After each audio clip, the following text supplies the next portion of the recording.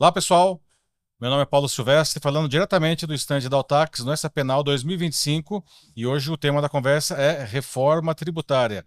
E para conversar sobre isso, estou aqui com dois convidados muito bacanas, a Juliana Zobaran, que é diretora latã de impostos da Vantiva, e o Roberto de Lázari, que é diretor de estratégia e vendas da Altax. Tudo bem, pessoal? Excelente, muito prazer estar aqui, viu? Muito obrigada pelo convite. Obrigado por estar aqui conosco. Nós que agradecemos, Juliana, pela presença e estar nesse bate-papo aqui com a gente. Muito bem.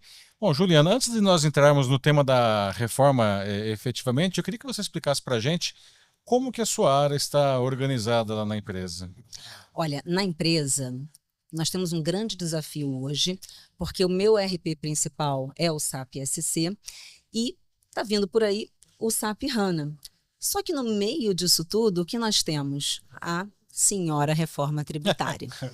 E o que isso acarreta? Isso acarreta um plano olhando para o retrovisor, olhando o nosso passado, um passado que eu digo que vai ficar aí latente até 2033. A gente está falando de ICMS, ISS, IPI, e olhar para o futuro. Então, a minha equipe ela está dividida nesse sentido. Olhar para o futuro seria um olhar para reforma tributária, IBS, CBS, e não deixando de pensar em planejamento tributário também. E vale dizer que é uma transição longa, De né? fato. E você está passando por duas transições que também está passando aí para o S4HANA, né? Exato. A empresa que eu trabalho, ela está presente em 90 países. Então, você imagina que quando, né, ocorre uma migração dessa magnitude, a gente tem que estar ali presente como um país agregando. Então, infelizmente, eu não consegui trazer uma versão mais atualizada para colocar essas regras da reforma tributária. Isso significa que o meu time vai ter que trabalhar em dobro. Mas o que a gente vê de positivo nisso? A gente vê de positivo que, uma vez que eu tenho os meus sistemas adequados e, obviamente, customizados, o que a gente vai ter? Uma garantia de replicar isso para um cenário futuro que deve acontecer no ano que vem, já com a reforma implementada.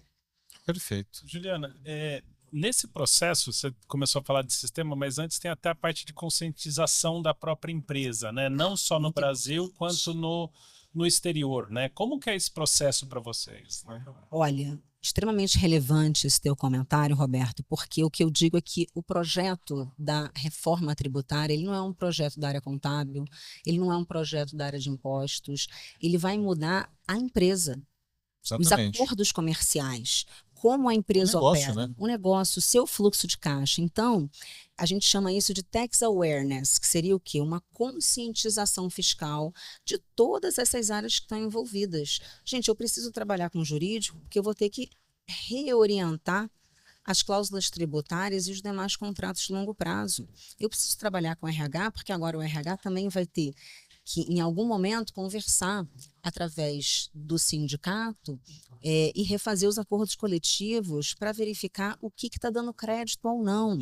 Então, assim, é um movimento que todos dentro da empresa precisam, de fato, serem, Paulo, participantes, porque se você não tem essa conscientização fiscal e acha que é simplesmente, eu tenho que ter a nota parametrizada para 1º de janeiro de 26, você não está fazendo de forma correta, porque existem uma série de passos que o teu supply chain precisa tomar, a tua área de compras, vendas, principalmente, eu vou ter que reprecificar o meu negócio, eu vou ter que administrar o meu fluxo de caixa numa nova, né, num novo, parâmetro, que é o parâmetro de quê? De implementação da reforma. Ou seja, hoje o que acontece? Eu emito a minha fatura, tomo meu crédito, PIS, COFINS, né, acreditar na minha contabilidade, isso não vai mais acontecer. Com o IBS e a CBS, você só vai poder tomar o crédito quando? No destino, no pagamento. E se esse pagamento não acontecer? Aqui, uma coisa que eu friso bastante é que a gente precisa conhecer os nossos fornecedores. Se você não confia nos seus fornecedores, Bem legal o que você está falando isso aí, né? como é que você vai implementar esse crédito? Lembrando que crédito vai ser um diferencial competitivo. Você precisa entender todos os aspectos do seu negócio para saber o quanto efetivamente você vai precificar, qual vai ser a sua nova margem, como você vai trabalhar esse novo preço. E eu teimo em dizer que, nesta jornada, muitas empresas vão morrer no meio do caminho. Não, e até mesmo o fornecedor, né? Hoje você pode viabilizar ou inviabilizar um fornecedor na sua empresa por conta do crédito, né? Com certeza, não tenha dúvida. Quando a gente olha, por exemplo, para Simples Nacional, a gente sabe que Simples Nacional, na modalidade da reforma tributária, aquele que tiver no Simples, ele não vai gerar crédito. Então, será que as empresas estão realmente pensando, sob o ponto de vista de inteligência artificial, de sistema, será que elas estão olhando para os seus cadastros? Será que elas estão olhando para os seus fornecedores? Né? Eu, por exemplo, tenho vários fornecedores de frete. E aí, o que eu vou fazer? Será que esse fornecedor aqui, que hoje está no Simples Nacional, amanhã ele não vai me dar crédito? O poder de barganha está nas minhas mãos, a não ser que ele tenha algum tipo de exclusividade. Mas fato é que eu posso chegar lá e simplesmente falar, olha, se você continuar no Simples Nacional, eu prefiro fazer negócio com alguém que me gere crédito.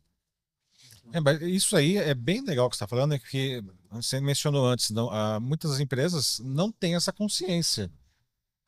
Né? É por isso a reforma tributária não é uma questão meramente fiscal, é uma questão transformadora de negócios e existe a necessidade de uma conscientização aí. Exatamente. E ninguém está fazendo isso, né? Ninguém faz isso. Olha, Paula, está bem difícil. Contextualizar um pouco para quem realmente não tem nem ciência do que está acontecendo. Você imagina que eu já estou fazendo esse trabalho. Então, eu já peguei um ano fechado lá de 2023. Eu já estou fazendo esse trabalho, gente, desde 2024. Não só da conscientização, como você bem colocou, Roberto, mas também de parametrização dos meus sistemas. Então, assim, quando você me perguntou da minha equipe, eu falei assim, olha, minha equipe está olhando para o passado, para o presente, mas todos eles estão hoje preparados com low code, no code, Alteryx, todos eles precisam entender de fato o que está acontecendo e como eles podem contribuir com esses skills para a própria empresa. E aí, voltando para a questão da conscientização, Paulo, eu vejo isso de forma muito temerária. Por quê? Porque a gente não vê divulgação, anúncio governamental nesse sentido.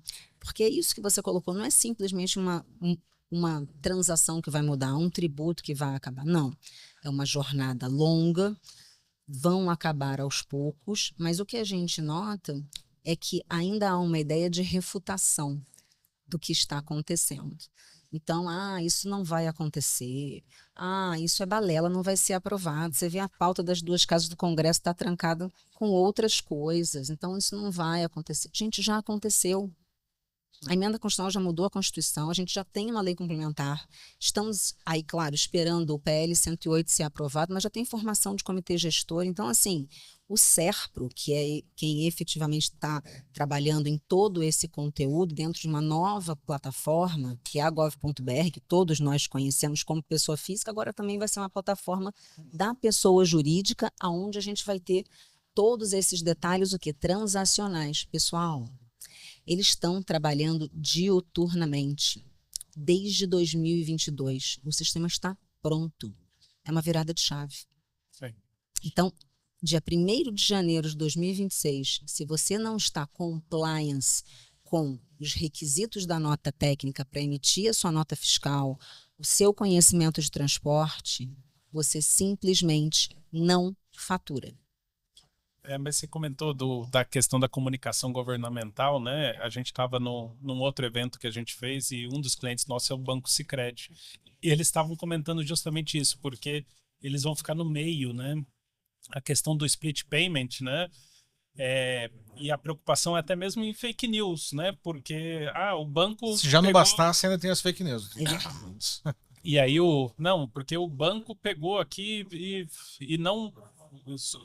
desviou 20% aí do seu pagamento, né? Então, assim, é importante a iniciativa privada também nesse processo de conscientização, tanto de fornecedor, cliente, porque a gente, do outro lado, a gente vai estar com empresas que têm diversos níveis, né? Empresas multinacionais que já estão preparadas ou o pequeno fornecedor que não vai entender isso, né? Quando ele tiver for afetado pelo split payment e o pagamento do fornecedor dele não chegar, do cliente dele não chegar a 100% do que a nota foi emitida, ele não vai saber o que aconteceu. Exato. E você vê isso na pessoa física. Imagina o seguinte, na reforma tributária você vai a uma loja de conveniência e compra um copo d'água.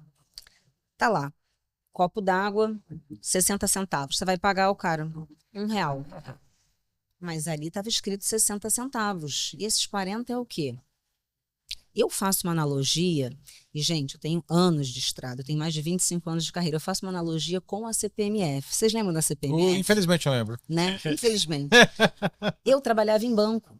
Então, às vezes chegavam aquelas senhorinhas e falavam assim, o banco está roubando meu dinheiro. Eu falava, não, senhora, não é o banco. Essa CPMF aqui vai direto para o governo. Então, assim, nós que temos conhecimento, você, Roberto, todo mundo, eu acho que a gente precisa ser esse agente de transformação. A gente precisa, quanto mais a gente falar, quanto mais a gente der publicidade, melhor para todos. Então, dentro da minha casa, eu tenho uma pessoa que me ajuda. A gente já faz a conscientização, com os nossos fornecedores. É nosso papel, uma vez que a gente não vê publicidade nisso, né, Paulo? Exato. E é temerário isso, né? Assim, chega a ser absurdo, né? Uma coisa que vai... Porque isso, de novo, isso vai afetar todo mundo, né? Você falou, comprar um copo de água e as pessoas não vão entender, né? O buraco é muito embaixo e não existe a movimentação necessária para explicar para as pessoas, né? E as empresas que você falou, chega aí, 1º de janeiro não vai faturar mais, como é que fica? Exato. Então, todos têm que estar preparados com os teus sistemas customizados. Aí vai dizer assim, mas é o meu contador que faz isso. Pessoal, nem os contadores estão sabendo. É verdade. Então, assim, nós temos que, de fato, propagar tudo isso que está acontecendo, como vai ser afetado, ou seja, as grandes empresas, como você bem colocou, Roberto, todo mundo já tem as suas cadeias fazendo uma coisa chamada as is e to be. O que eu tenho hoje e como é que vai ficar a minha margem, e não é só lá em 2033, é em 27, quando acaba o PIS e COFINS. E como é que vai ficar? Como é que vai ficar o meu crédito? Será que eu vou poder confiar, por exemplo, numa plataforma do governo que vai ter inúmeras transações e ela vai me dar a informação que eu preciso? Você falou do split payment, né? A gente ainda não tem, Paulo, uma definição. Eu tenho 4 modelos de split payment hoje que a gente ainda não sabe qual será implantado. Aí a defesa é a seguinte, olha, vai ser implementado em ondas, assim como foi o SPED há muitos anos atrás. Tá, mas imagina você estar recebendo uma informação, uma nota de alguém que já está numa modalidade de split payment e outra que não está. Imagina a loucura que vai ficar o negócio. Consolidar isso daí tudo. Então, assim, hoje, bem ou mal, a gente tem uma coisa chamada obrigações acessórias, nas quais, eu faço o quê? Eu consolido as minhas informações, por exemplo, de pagamento ou retenção de impostos, e na medida que eu envio essa informação para o governo, isso me gera o quê? Um DARF, um documento a ser pago. Esta dinâmica, ela muda radicalmente, porque a obrigação acessória para de existir. A gente entra num momento que a gente chama de blockchain, ou seja, quem vai me dizer o quanto eu vou pagar de IBS e CBS, o quanto de crédito eu vou ter, de acordo com o pagamento de quem fez, será o governo. Será que você confia nessa informação? Essa informação é auditável? Ainda mais num número transacional que nós vivemos aqui no Brasil. Gente, pega um grande varejo, ele emite 1 milhão de notas por dia. Então, e é nesse ponto que a gente entende que a tecnologia acaba sendo essencial, né, dentro desse processo todo, né, porque é muito mais simples você apurar e enviar a sua apuração para o governo. Agora, se a apuração do governo não bater com a sua, aí você vai ter um trabalho muito maior de você saber, porque não vai adiantar você falar, eu apurei 10 e você falou que é 11. Não. Onde que está a diferença? Essa diferença. Verdade. E assim, você emite uma nota, uma coisa muito simples, tá? Você emitiu uma nota. Vamos imaginar que por algum lapso do seu sistema, ela foi com uma tributação errada. Essa nota já foi emitida. O sistema já foi alimentado. Como é que você faz para voltar? O caminhão já saiu com a mercadoria. Então, assim, o governo também precisa deixar claro se essa nota não vai ser emitida, essa nota ela vai ficar lá, como eles estão dizendo, com uma bolinha vermelha, como um ponto de atenção. É um ponto de atenção, mas cabe a quem refazer ou observar se está certo ou se está errada? Ao contribuinte. Então, este peso também ainda vai ficar nas mãos do contribuinte, ou seja, eu vou ter que entrar ali e verificar se todas as minhas notas foram aceitas. Não é uma metodologia que a gente tem hoje, que em menos de 30 segundos você tem esse retorno da emissão de uma nota fiscal eletrônica. Não, e todo esse processo muda muito e somado a isso, que as definições não estão totalmente feitas, provavelmente, além de você ter um sistema, você precisa ainda ter ele muito flexível, porque você vai ter tempos mínimos para adaptar, né? Verdade. E assim, algo que as pessoas não falam é o componente político. Gente, nós teremos eleições no ano que vem. Mais Será? essa.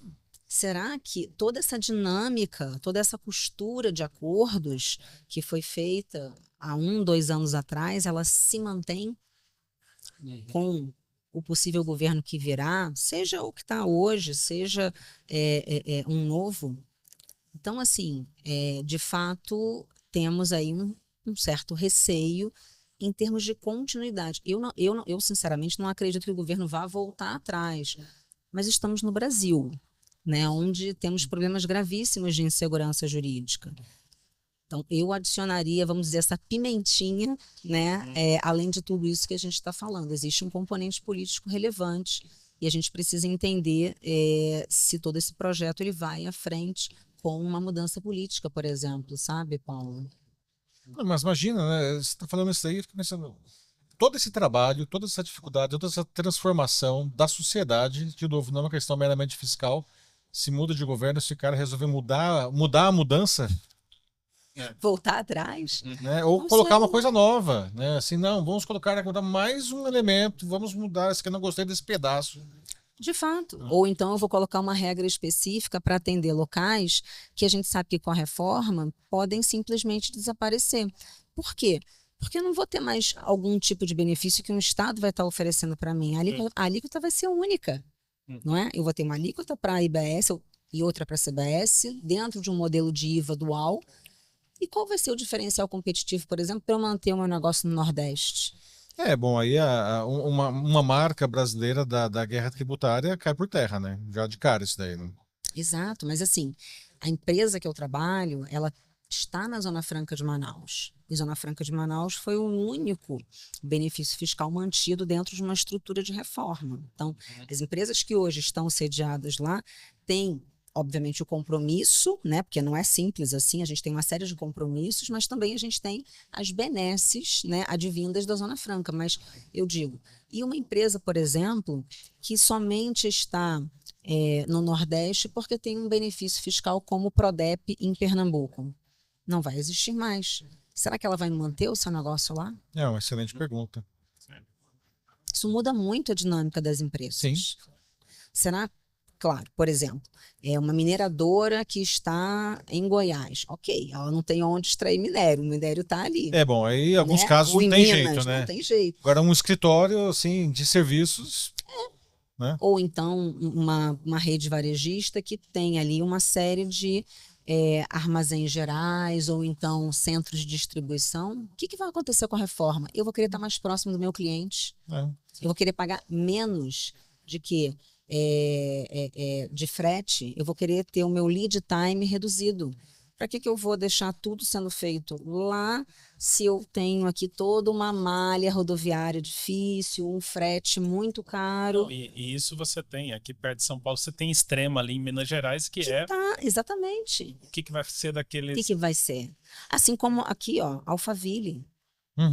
Santana do Parnaíba. Santana do Parnaíba. O que vai acontecer? Eu, sinceramente, não sei. Eu acredito que vai haver algum tipo de regra específica ou então os municípios eles vão começar para manter os business nesses locais a oferecer algum outro tipo de benefício fiscal, como, por exemplo, uma redução do IPTU, algo que ainda esteja sob a égide de arrecadação deles, porque não vai estar mais, né? Não vai ter mais ISS. Então, aonde ele pode trabalhar? Desse contexto todo, hoje, você já está usando alguma coisa de inteligência artificial? É isso que eu ia perguntar, justamente. Já estará? Ou pretende usar? Já estamos, por exemplo, mas não está inserida no contexto de reforma tributária. Mas Perfeito. sabe aquelas perguntas 0800 que todo mundo liga para o fiscal para fazer? Então a gente já tem lá um Q&A que você joga a sua pergunta. Criaram chatbots para isso. Tipo um chatbox, exatamente. Porque uma isso base de ajuda conhecimento. muito, gente. Isso ajuda demais. Às vezes as perguntas são muito repetitivas. Às vezes a mesma pessoa pergunta a mesma coisa. Acontece. Acontece nas melhores empresas. Mas a gente colocou isso em funcionamento justamente visando o quê? Visando redução desse trabalho, que eu digo que é um trabalho manual, porque você tem que responder a mesma pergunta 500 vezes. As pessoas deixar um analista para isso, né? Não tem como. Então, e outra coisa que a gente faz é geralmente fazer treinamentos internos, né? Justamente para deixar essas pessoas conscientes de que, olha, se você fechar uma venda assim, acho que não vai funcionar. Então, a gente precisa priorizar que isso seja feito de forma correta, dessa forma. Então, a gente é atuante nesse sentido. Mas, claro, trabalhando dentro de uma multinacional, a minha premissa ela é bem diferente, muitas vezes, né, do que uma empresa que é pequena, que não está muito preocupada com isso, mas que elas precisam também trabalhar. Porque esse vai ser um grande diferencial para elas. Então, mas ao mesmo tempo que a grande empresa dá mais facilidades, ela também tem um nível de governança maior. Existe hoje alguma restrição na empresa em termos do uso de inteligência artificial ou alguma orientação? Total, por exemplo. O computador que eu trabalho, ele tem um firewall ali, eu não posso usar ChatGPT, né? Você tem restrições hoje, mas que em contrapartida ele fornece. O Copilot, né? Que é o 365 da Microsoft. Então, assim, ele também te dá ferramentas, mas a gente tem políticas internas preventivas que a gente, de fato, não pode acessar. Isso é importante, porque a gente observa hoje, né, a adoção da IA é uma coisa meio anárquica nas empresas. Tem aí um seríssimo problema de segurança que é o Shadow AI. Cada funcionário traz a sua própria IA para o negócio, né? Exatamente. Isso aí é um show de horror, né? Verdade. O pessoal que fica jogando dados corporativos sigilosos no ChatGPT para fazer análise. Isso é muito temerário. Então, assim, a gente tem, vamos dizer, esses bloqueadores, né? Esses firewalls. Então, a gente tem uma perspectiva aí muito restrita. Mas a gente sabe que não são todas as empresas que se preocupam com isso. Então, antes dessa implementação... As empresas não têm nem consciência disso. Aí que tá, o buraco está lá embaixo ainda. Antes dessa implementação dessas travas, que aconteceram muito rapidamente, tivemos uma série de treinamentos nos quais não é só fazer o treinamento, você tem uma prova para ver se você compreendeu o conteúdo e, de fato, você não pode, com exemplos práticos, tá? De fato, você não pode. Falei aqui da restrição do uso do ChatGPT ou do Gemini ou qualquer outro, de DeepSeek. Então, assim, é importante que todos estejam conscientes. E uma pergunta, vocês estão buscando novas soluções no mercado para ajudar vocês nesse processo de transição?